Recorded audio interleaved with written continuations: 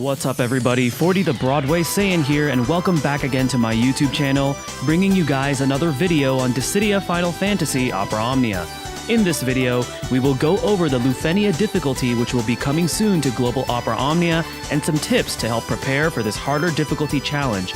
But first, if you guys enjoy what you're seeing on this channel, be sure to click that subscribe button and turn on that notification bell. That way you're not missing out on future uploads, and hit that like button as it does help me out. Also, don't forget to check out all of the wonderful resources for Opera Omnia in the video description as well as the pinned comments, and be sure to also check out the other Opera Omnia content creators and streamers to keep this community growing and strong.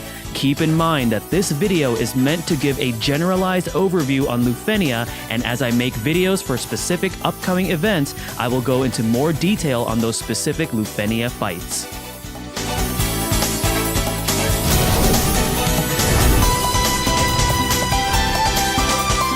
The Luphenia Difficulty is the next tier of challenges above Chaos, with mechanics that must be followed in order to have a chance to complete them.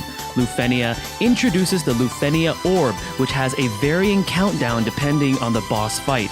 The orb decreases in count by 1 for every action your party members take, including C65 abilities and later on call abilities.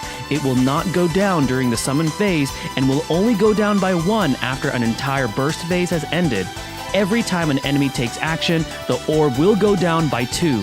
Once the orb reaches 0, the enemies will dispel all debuffs on themselves and instantly wipe out your party. There are a few exceptions to this case during the early Luphenia era, such as the 8 LC Luphenia, Camlonaut LC Luphenia, and Gladios Luphenia, where it's possible to survive the Luphenia Orb.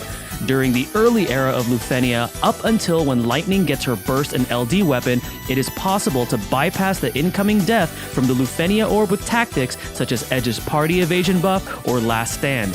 However, this will not be the case, as the later Luphenias, starting with the Tyrant Raid Luphenia, will bypass the Edge party evasion, and starting with the Sephiroth Burst Luphenia, will bypass everything including Last Stand.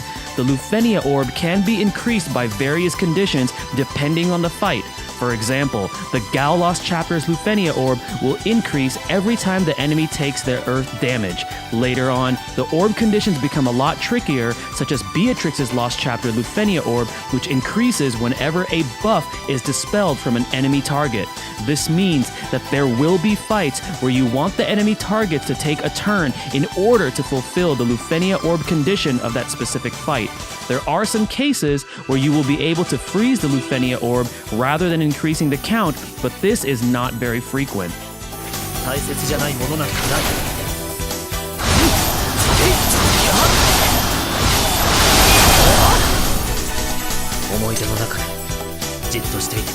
When approaching Luphenia, it is important to have a party member who can deal with the orb's condition.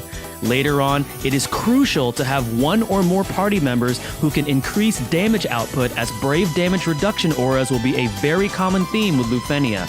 It is also worth noting that while the delay or turn deletion strategy was very powerful during the Chaos era, this will not be the case in Luphenia. As stated earlier, there are going to be situations where you need the enemies to take their turn. Be very careful when using turn manipulators such as Noctis, as while they can frequently take their turns, they will be decreasing the orb count faster. Luphenia is all about understanding the rules of the orb, and more so putting a greater importance on team compositions. For example, in the Beatrix Lost Chapters Luphenia, I have Beatrix as my dispeller with LD to be able to dispel the enemy buffs, which increases the orb, as well as provide a strong HP regen. I have Kurasame to provide powerful auras to the party and increase HP damage dealt, and I have Cloud to provide the brunt of the damage, as well as act as a backup dispeller with his World of Illusions 15 CP passive.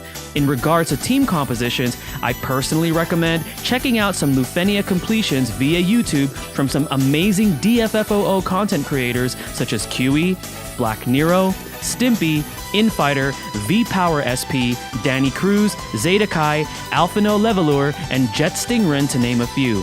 The newest reward for completing a Luphenia is 20 of the brand new high armor tokens, which allows you to exchange for 1 copy of the new 7-star armors, which provide powerful effects such as increased brave and HP damage cap limit. However, unlike Chaos where you can just clear for the more important rewards, you must complete the Luphenia Difficulty in order to earn these high armor tokens. Hopefully this video provides some useful general information for the upcoming Luphenia Difficulty in Global Omnia.